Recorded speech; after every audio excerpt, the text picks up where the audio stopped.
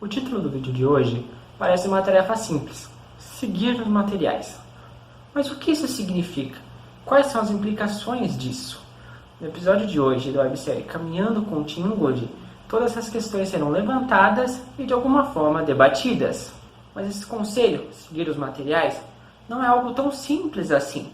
Podemos pensar que o modelo de pensamento ilemórfico que a gente herda do Aristóteles, vejam bem quanto tempo isso não faz, que a gente herda do Aristóteles, que é o modelo que vai organizar a forma como muitas das vezes nós vemos as construções de algo, ele ainda está muito presente, muito arraigado. E o que é esse modelo ilemórfico, aristotélico, com qual o Ingold debate? É justamente um modelo que acredita que todas as construções humanas são antecedidas por um planejamento mental. Ou seja, o que diferenciaria os humanos das abelhas, isso também talvez seja visto em outros autores, é que os humanos constroem a partir de um planejamento. Primeiro se planeja uma casa, se desenha uma casa, se visualiza essa casa no pensamento, e aí a casa feita, a casa construída, ela será a expressão do pensamento. Esse é o modelo ilemórfico. Ao passo que as abelhas instintivamente simplesmente vão construindo a colmeia, porque isso está inscrito nos genes delas, na natureza delas. A ideia de seguir os materiais pretende elaborar um modelo que seja alternativo a este. Os outros episódios da websérie Caminhando com Tim Ingold vão aparecer no card aqui em cima. Se você não viu eles ainda, maratone-os ou não. Eu sou o Leonardo Monteiro e este é o Sócio Prosa. Retornemos agora ao nosso exemplo das construções, das casas. Existe um arquiteto português, Álvaro Siza, muito famoso, que vai afirmar que ele nunca construiu uma casa de fato, porque quem faz aquela construção que ele planeja, desenha na planta, que os pedreiros vão lá e erguem, são as pessoas, pois uma casa só se torna uma casa a partir das manutenções que são feitas, a partir da decoração, a partir de quando surge algum problema e você precisa resolver aquele problema de alguma forma criativa ou não, ou chamando um profissional para resolver aquele problema. Isso que vai dando vida àquela casa. É isso que constitui aquela construção enquanto uma casa de fato. E o Ingold também retoma construções do século XV na Europa que não eram feitas a partir de uma planta, a partir de um planejamento prévio. Elas eram colchas de retalhos. O que isso significa? Você levantava um negócio, aí de repente fazia o quê? Um puxadinho. É justamente isso, quase essa autoconstrução que nós temos hoje, muito em voga no Brasil, principalmente, que as pessoas autoconstroem suas casas, elas estendem suas casas, a casa está pronta, faz um quartinho ali, faz um outro cômodo aqui. Todo esse processo de colcha de retalhos era vivido nas construções das igrejas europeias do século XV. Isso deixa claro que há uma grande distinção entre projetar e construir. E se há uma grande distinção, uma grande diferença entre projetar e construir, há uma grande diferença entre pensar e viver, realizar uma ação.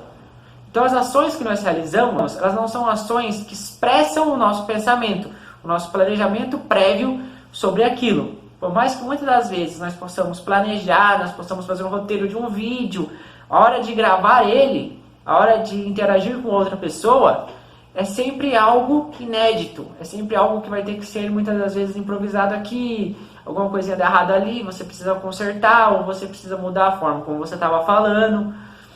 Tudo isso faz parte do viver, que extrapola a dimensão do pensamento, extrapola o modelo ilemórfico aristotélico, ou seja, não vai ser uma forma previamente no pensamento que irá definir a matéria, mas sim o que o Ingold vai defender é que nós vivemos, realizamos ações, construímos coisas no meio de materiais e forças. Nós devemos seguir os materiais e as forças que nos trazem até aqui.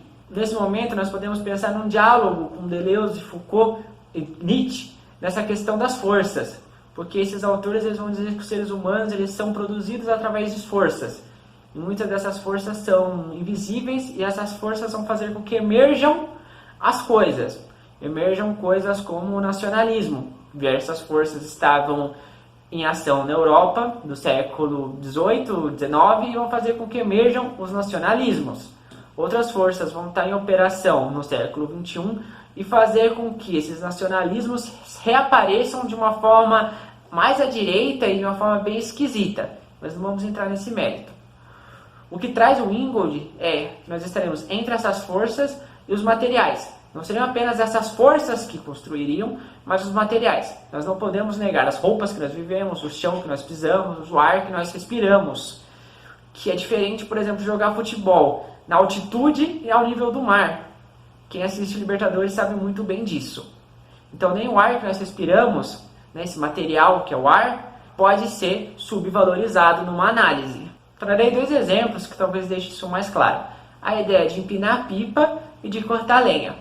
O primeiro nós podemos fazer e pensar através da nossa experiência, né? Quem soltou pipa na infância, que é um ramo de atividade onde o ser humano deve responder à pipa e a pipa responde ao ser humano.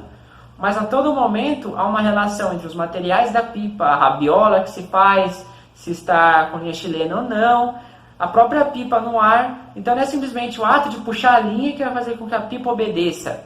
Tem toda uma ideia de você ler as correntes de vento, você entender como que aquilo funciona. O Ingold, inclusive, ele conta a história de quando ele levou os alunos dele, da antropologia, da graduação, para soltar pipa na praia de Aberdeen. Isso é muito legal, essa leitura, vale muito a pena ler esse capítulo. Um outro exemplo que eu vou trazer, do corte de lenha, foi quase uma experiência etnográfica, pois eu fiquei vendo vários vídeos de uma galera gringa cortando lenha, para ver se aquilo que o Ingold comentou no livro era realmente feito pelas pessoas. E a questão é, todo momento as pessoas terão formas diferentes de cortar lenha, dicas diferentes, jeitos diferentes. O que o Ingold fala no seu texto? Ele vai falar que o cortador de lenha, ao pegar um machado, ele vai procurar o vulco da madeira, onde seria mais fácil fazer com que o machado atravessasse, para que ele tenha um corte mais reto e menos trabalhoso sobre aquela lenha. No entanto, em vários vídeos que eu vi, cada pessoa tem seu jeito específico de cortar lenha. E eles ensinam o seu jeito particular de cortar lenha. E isso é muito interessante. Quem domina um pouco de inglês pode ver esses vídeos. Procurar How to Cut Wood.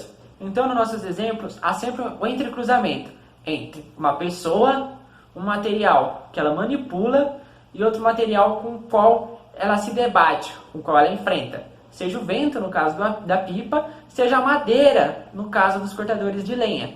Então é sempre muito interessante perceber como isso acontece, como há sempre espaço para uma improvisação, como há espaço para você ler o que está acontecendo, e aquilo vai ser um sistema do qual a parte humana tem que tomar decisões rápidas, e decisões que são feitas nessa ontologia do fazer, de forma muitas das vezes improvisada. É justamente isso que o Ingold quer quando ele nos diz para seguirmos os materiais. Ele quer construir uma ontologia do fazer, uma forma de analisar antropologicamente o fazer. O elemento chave para pensar essa ontologia do fazer, creio eu, que seja a experiência, pois é improvável que seja útil para alguém que nunca viu energia elétrica, nunca viu uma lâmpada, algum conselho sobre como se trocar uma lâmpada. O que você pensa sobre a ontologia do fazer? Deixe aqui nos comentários. Se você achou esse vídeo interessante, manda para aquela pessoa que você tem altas discussões. Se você gostou do vídeo também, deixe seu like. Se não é inscrito no canal ainda, se inscreva agora, não perca tempo. Maratone os episódios da websérie Caminhando com Ingold e aguarde que ano que vem teremos novidades, outras pautas, pois o livro também já está no fim. Um abraço e até a próxima!